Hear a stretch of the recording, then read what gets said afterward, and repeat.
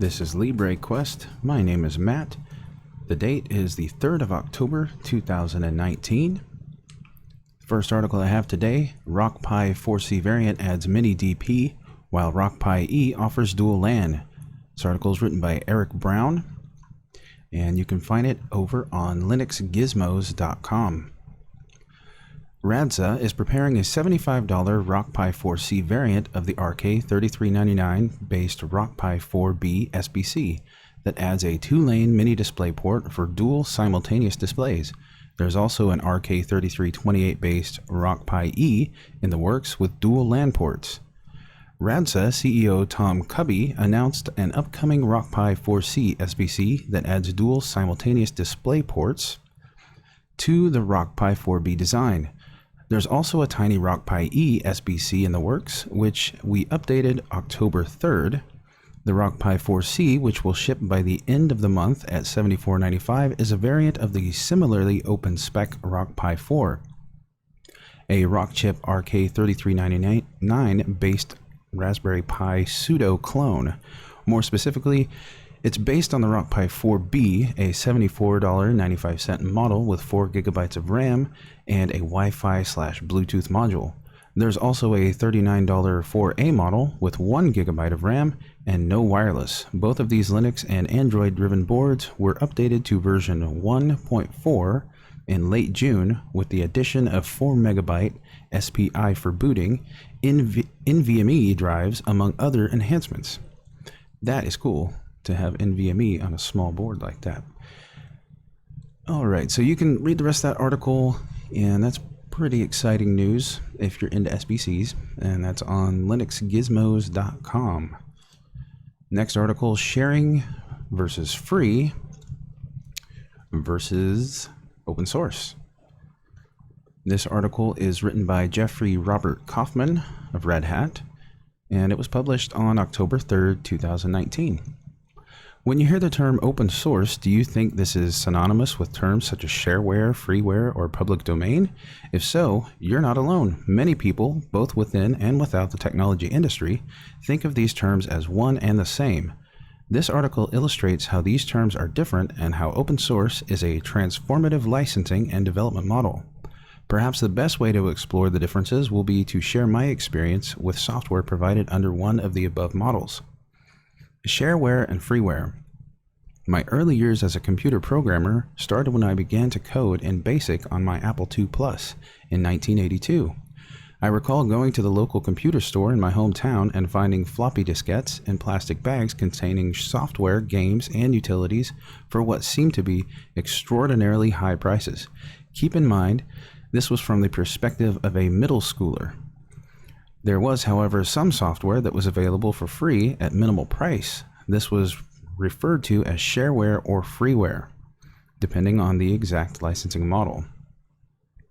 Some shareware software, however, actually encouraged you to also make a copy and give it to your friends. This model is often referred to as freeware. That said, the exact definitions and differences between shareware and freeware are a bit soft, so it's collectively easiest to refer to them both as shareware. I cannot say for certain, but I doubt I ever provided money to any of the software authors for using their shareware, mainly because I had no money as an early teenager, but I sure enjoyed using these software programs and learned a lot about computers along the way. In retrospect, I realize now that I could have learned and accomplished so much more in my growth as a budding programmer if the software had been provided under open source license terms instead of shareware terms. This is because the source code, the human readable form, was almost never provided with shareware. So that's a really good perspective. If you want to read more of this article, it's over on opensource.com, written by Jeffrey Robert Kaufman. The last article is going to be from ZDNet. And this article is about IBM and Canonical working together. Yes, IBM bought Red Hat, but as Chris Wright from Red Hat says, and that's a Red Hat CTO, he recently told me we're fundamentally a separate entity from IBM. Want proof of that? In New York City, Mark Shuttleworth, founder and CEO of Canonical, and that's the company behind Ubuntu Linux, and Ross Mowry, general manager of IBM Z and Linux One, jointly hosted an event for senior IT financial services executives.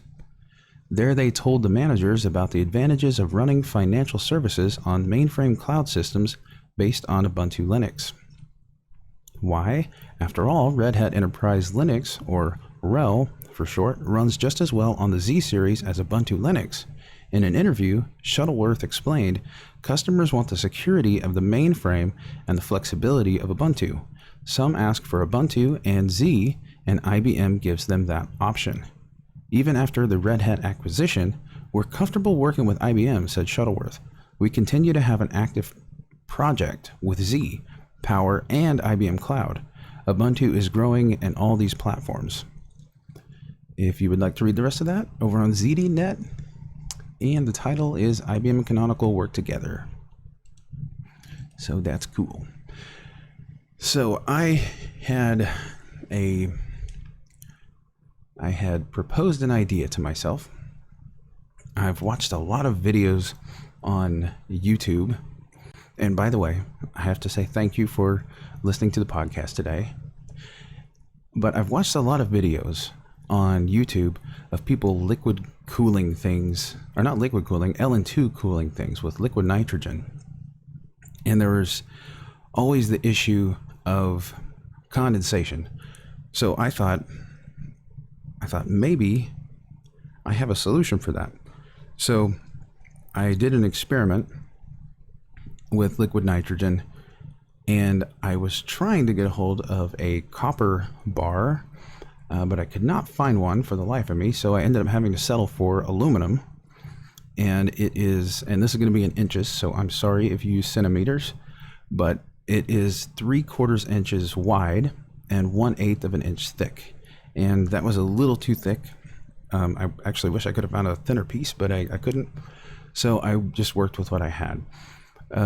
So my idea was, or I guess proposal would be a better word, that if you could use a piece of copper, and in this case I used aluminum, and put it at the right angle, the temperature difference of a liquid nitrogen cooled processor, if you're not wanting to take it down below freezing, which your processor probably not going to function any longer if it's that cold. But because of the temperature difference between the liquid nitrogen and the functioning processor, especially if you've got all the cores pegged and you're overclocking, is going to be great enough to prevent any condensation or frost building up if you've put the processor above the liquid nitrogen and you're not directly putting liquid nitrogen onto the heat spreader or very in close proximity to it. And another condition, if you're using a vacuum sealed, or not vacuum sealed, but a container with a vacuum wall. And the reason that's important when you're working with anything that's colder than an ambient room temperature is you don't want the external or the ambient temperature in the room to affect the dissipation rate, I guess, of the liquid nitrogen that you're working with. And so you would have a vacuum between the inner and the outer part of that container. So I found one on clearance, and I was like, you know what? I'm gonna pick this up, and I'm just gonna do the experiment and see where it goes. So I pretty much proposed that if you had it at the right angle, and you had a thin piece of, in this case, aluminum, with thermal paste between the heat spreader and that piece of aluminum, and you had it at a I don't know, probably 80-degree angle or so, that the condensation would gather, and then when it began to melt, it would melt in the direction of the container. And with the liquid nitrogen being in a container with a vacuum wall, that would have equalized somewhat and stopped turning into gas as rapidly as it would have in a container without a vacuum. And so I put that to the test. And I thought, you know what, I'm gonna see how this goes. So I was thinking that the condensation was not going to reach the processor because it was above and the temperature difference, and that the liquid nitrogen below would equalize and be able to cool the processor and would remain in the container for a very long period of time compared to if you were directly putting it into a container over the heat spreader. So that would do two things. It would make the liquid nitrogen last a lot longer, and then the second thing is it would prevent any condensation from actually getting on the board. So I ended up putting this together, and I ran the first test that I ran for about 9 minutes. What I did was I used stress which is available in most repositories, but I used stress and I pegged all 4 CPU cores at 100%, and I let that run for about 9 minutes or so. And so by the end of that test, and this was just with the aluminum bar attached to the Raspberry Pi, and it's a Raspberry Pi B3 Plus. And so it was running full speed ahead. I was monitoring the temperature, and after about 9 minutes, it topped out at just under 55 Celsius, which is pretty good for just having a piece of aluminum stuck to it. So that was just the baseline to see without liquid nitrogen being present, what's the temperature going to top out at with just the aluminum and the thermal paste stuck together. So after I did that, I let it cool back down to the ambient temperature of the room, and I started the stress test again, and I waited a few seconds, and then I added the liquid nitrogen in, and so that gave it time to build up a high enough temperature, and I believe it was around 47 degrees Celsius at that point. Then I added the liquid nitrogen, and it started to bring that temperature down. So everything was going just fine. So the liquid nitrogen did end up equalizing after it dropped the temperature of the aluminum that was actually in the liquid nitrogen, submerged in the liquid nitrogen. So the piece of metal I was using is about 14 inches long. So that put the Raspberry Pi an approximate 5 inches away from the surface of the liquid nitrogen, or maybe 6 inches away. And I apologize if you don't use inches, but again, it was about 6 inches away from the liquid nitrogen. So the temperature on that slowly started to decrease. So it was a much slower process than actually just dumping liquid nitrogen on top of the processor.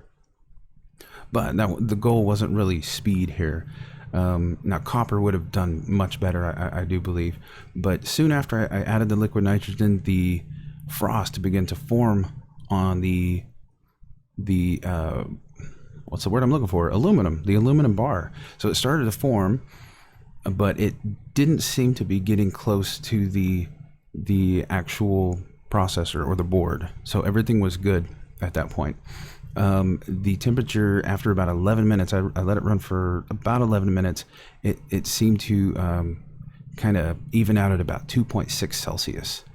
And so that's still somewhere about 126 degrees difference between the temperature of the nitrogen and the processor. And so after I did this experiment, I was able to verify that there was no condensation, no frost buildup on the actual Raspberry Pi. So in my opinion, I think it was a success overall. So I'm not saying that anybody does liquid cooling wrong. I'm just saying I think there could be a better way to possibly accomplish it that could actually be a little more controllable, a little more stable. And I don't have the capacity to actually manufacture something, but I'm thinking copper in the same kind of method. Now I don't see somebody taking a full-size motherboard without having to manufacture some kind of elaborate bracket to actually hold it all together. But I mean, it can be done. The only condition that would have to be there is that the space between the actual metal that's touching the surface of the processor and the metal that's actually submerged in the liquid nitrogen would have to have a vacuum around it. So this would prevent any condensation or any frost building at all. It's not possible because of the vacuum. So I could see that as a positive, and then maybe a thermal sensor and relay that's triggered to bring a temperature back up if it gets too low. Now, I let this test run for 11 minutes with liquid nitrogen. So I would imagine if it were to run any longer, the temperatures would drop to a point that it could stop working. So that's why I would propose that kind of a solution for that to actually control where your temperatures are going to idle at as far as using liquid nitrogen. And then that also gives you a lot of time, because the liquid nitrogen is in a container with a vacuum wall around it. So it's going to last in there for a very long time. And for some perspective on that, a 10-liter liquid nitrogen dewar can hold liquid nitrogen for between 5 and 6 weeks before it all completely evaporates. So I would think that this method would actually possibly work. And for people who actually like to overclock, and I've never overclocked with liquid nitrogen before, and in fact I wasn't overclocking the Raspberry Pi either. I was just monitoring the thermals and seeing what effect the liquid nitrogen would have with such a degree of separation between the two points that are actually touching the processor and what's touching the liquid nitrogen. I don't know. I think it was a success. There was no condensation, no frost on the board. The temperature difference between the liquid nitrogen and the processor itself, even at 2.6 Celsius, was many, many degrees, an approximate 120, 126 degrees difference there. So that did not allow any kind of frost buildup.